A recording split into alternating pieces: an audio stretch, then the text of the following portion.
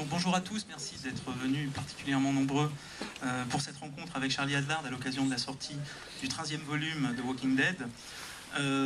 Nous allons faire un entretien de 45 minutes environ. Et puis comme vous êtes particulièrement nombreux, je pense qu'il y aura sûrement des questions pour Charlie Adlard. Donc vous aurez la parole pendant une quinzaine de minutes. Il y aura un micro qui circulera parmi vous. Voilà. Donc je vais commencer l'entretien tout de suite avec Charlie Adlard. Alors Charlie qui est anglais, contrairement à ce que peut-être beaucoup de personnes ignorent. Donc vous êtes anglais. Et la première question que j'ai envie de vous poser, c'est comment on commence la bande dessinée en Angleterre, avec un pays qui a fourni beaucoup de grands auteurs, Neil Gaiman, Alan Moore, donc de très grands auteurs, et qui est en même temps un pays où la bande dessinée n'est pas si développée que ça. Alors comment on fait pour devenir auteur de bande dessinée en Angleterre? So Charlie untypically is British.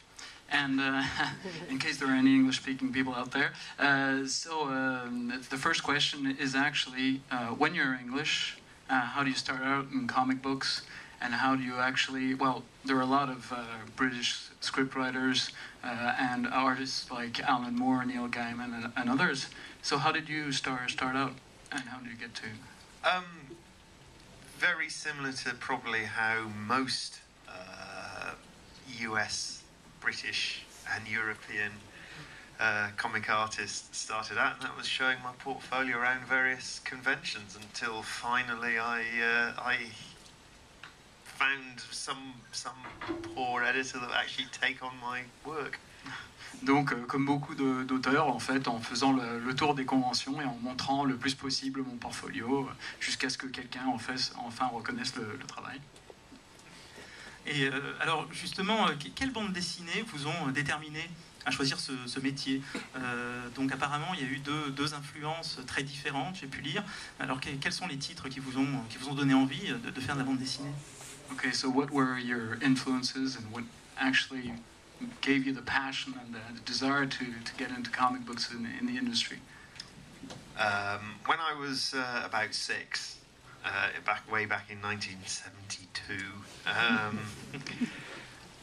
my dad brought home a copy of The Mighty World of Marvel, which was the first time in the UK Marvel Comics had been printed in chronological order, albeit in black and white and in an anthology format, but that was the first time you could get them in order.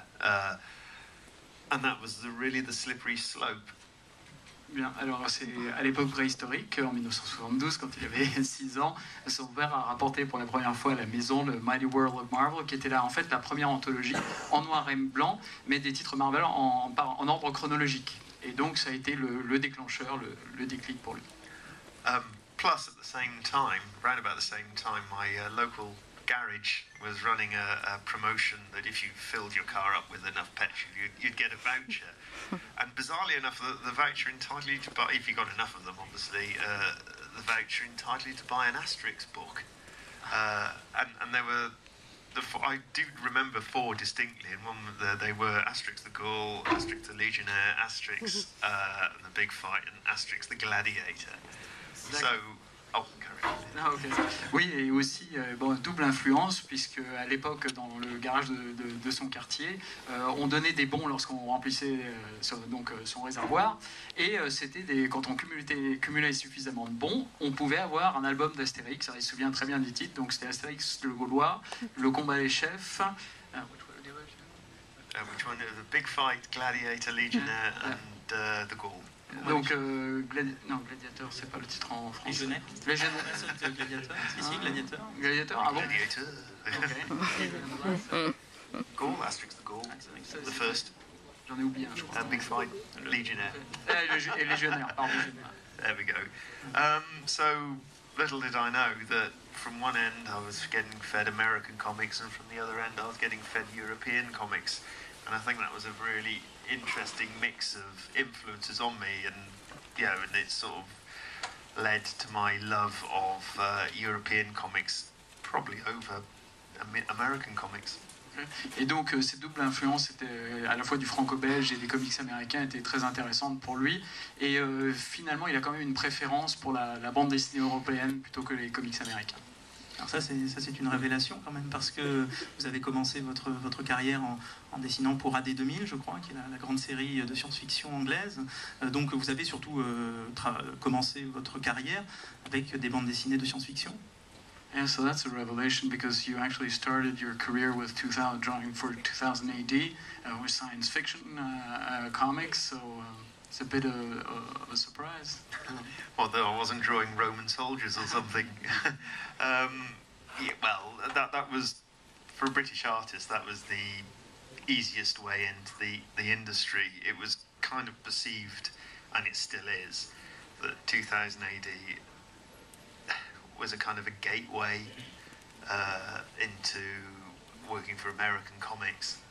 Voilà, il disait que donc qu'à l'époque 2000 AD, pour un artiste ou un auteur britannique, c'était le portail, vraiment la passerelle vers la bande dessinée américaine. And that's not to take anything away from 2000 AD, because they've been really good to me, and I've had some of my happiest times working for them. But when I first got in the industry, I was kind of focused on thinking, well, yeah, if I work on this for this long, hopefully some American editor will notice my work, and then I will get whatever. And that's kind of what happened.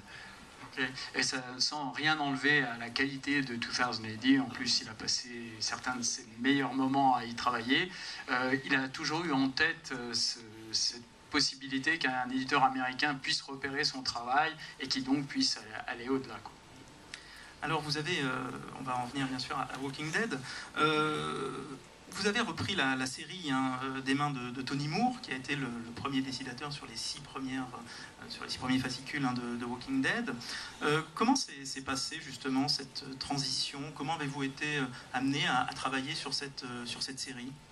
So you actually, Tony Moore drew the first 6. So how actually did the transition happen? How did this? I think the question is that both how did it happen in terms of chronology, but also what was your how did you approach this in terms of work?